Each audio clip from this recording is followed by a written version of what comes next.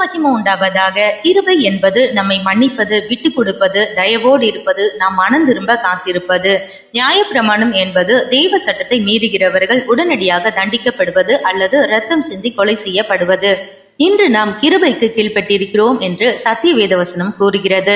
நியாயப்பிரமாணத்தை மீறுகிறவர்கள் பூமியிலேயே தண்டிக்கப்பட்டு அழிந்தார்கள். ஆனால் கிருபையின் பிரமாணத்தை மீறி நமக்கு கொடுக்கப்பட்டிருக்கிற இயேசு கிறிஸ்துவின் அன்பின் வார்த்தையையும் கற்பனைகளையும் மீறி துணிகரமான இருதயத்துடன் பாவத்தில் நீடித்து வாழும்போது இயேசு கிறிஸ்து பேசியும் அவர் தீர்க்கதரிசிகள் பேசியும் போதகர்கள் பாவத்தை குறித்து கடிந்து கொண்டு பேசியும் உணர்த்தியும் நாம் கேட்காமல் இருதயத்தை கடினப்படுத்தி தீய வாழ்க்கை வாழ்ந்தால் மறுவாழ்வில் இரக்கம் பெறாமல் செய்த அனைத்து பாவத்திற்கும் தகுந்த தண்டனையை பெறுவோம் என்று உணர்ந்து கிருபையின் பிரமாணத்தின்படி வாழ்ந்து இயேசு கிறிஸ்துவின் சத்தத்தையும் உபதேசகர்கள் போதகர்கள் சத்தத்தையும் கேட்டு மனம் திரும்பி நித்திய அழிவிற்கும் நரகத்திற்கும் செல்லாமல் தப்பித்து பிழைத்துக் கொள்வோம். God bless you.